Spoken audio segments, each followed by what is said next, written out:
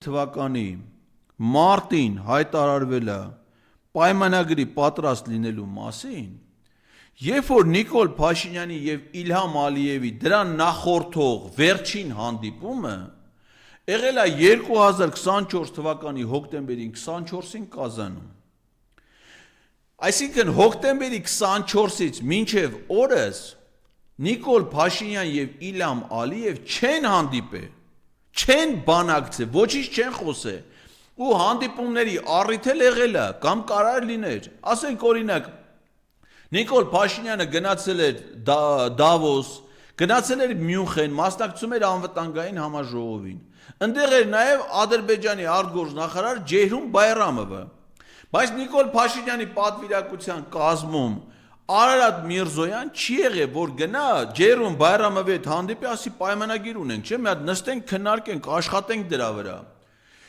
Արարատ Միրզոյան Ջեյհուն Բայրամով հանդիպումը վերջին այս պայմանագրի մասին հայտարարելուց առաջ եղել է 2024 թվականի հոկտեմբերի 28-ին Ստամբուլում 3+3 ձևաչափով հանդիպումների ժամանակ։ Այսինքն այդ պայմանագրի մասին հայտարարությունը նախորդող հանդիպման տարբերությունը հաշվել եմ 136 օր կամ 4 ամիս 13 օր, 4 ամիս 13 օր իրար հետ ընդհանրապես չեն հանդիպել, բայց ասում են պայմանագիր ունենք պատրաստ։ Դες բան ո՞ս կարա լինի։ Դրանից առաջ, Ստամբուլից առաջ հանդիպել են 2020 Արարատ Միրզոյան Ջեյհուն Բայրամով 2024 թվականի սեպտեմբերի 26-ին։ Մի հատ հետաքրքիր բան ասեմ, շատ բան չեմ կարա դրա մասին ասեմ, բայց փաստի արձանագրում կարամ ասեմ։ Սահմանադրական դատանի որոշման հրապարակման օրը։ Խոսքը հայտնի Ադրբեջանի եւ Հայաստանի սահմանային հանձնաժողովների վերաբերյալ կանոնակարգի ՍԴ որոշման մասին է։ Որոշման ընդունման օրը սեպտեմբերի 24-ին հանդիպել է Նիկոլ Փաշինյանը Ռեջեփ Թայիպ Էրդողանի հետ։ Իսկ 26-ին որոշման հրապարակման օրը Արարատ Միրզոյանը Ջեյհուն Բայրամովի հետ։ Չէ, ինչ դավաճանություն, ինչ բան։ Այդ մենակ ստեղ դատարանում մնացած հարցերը մենք քննարկենք, ես ուղղակի փաստերն եմ արձանագրում։ Սրանք ասում են մենք անցել ենք էլեկտրոնային դիվանագիտության, նամակները ուղարկում ենք էլեկտրոնային բան դիվանագիտության պատմության մեջ չի եղել։ Ու հիմա ասում է վերջնական տարբերակը մենք իրան տվել ենք բանի միջոցով,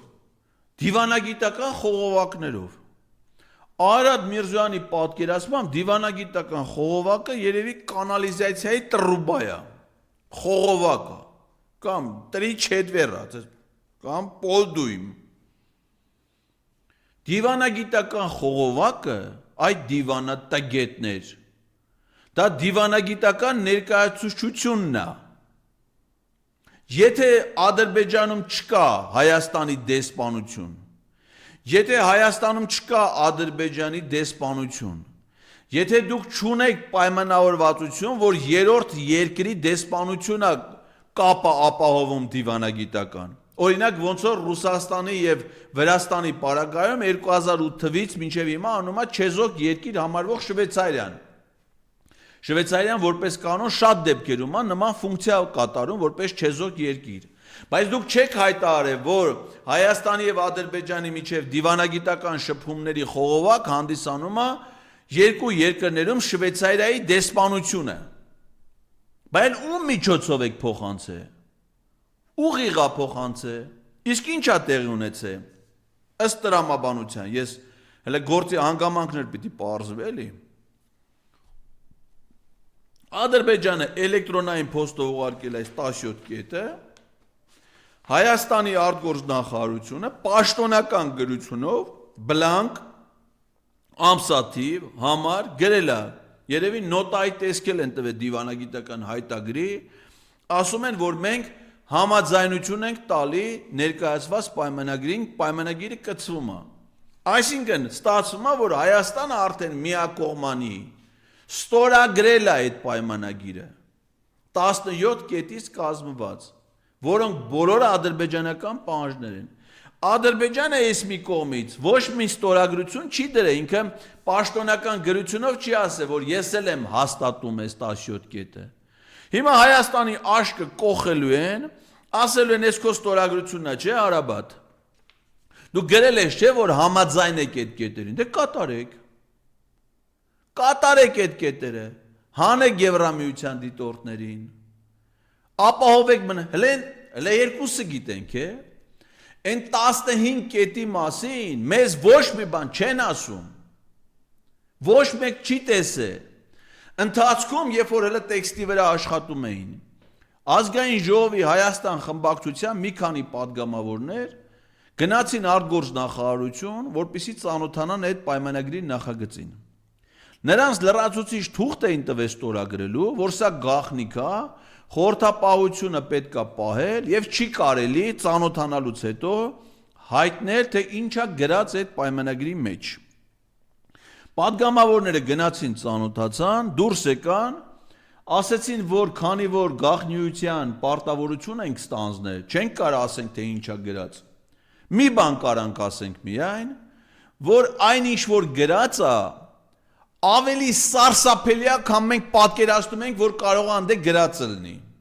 Այսինքն իրենք որոշակի անհանգստությամբ գնացել են, կարդացել են, տենում են ինչա գրած, ասում են ոնց թե ավելի սարսափելի է, սա պատգամավորների տված կարծիքն է։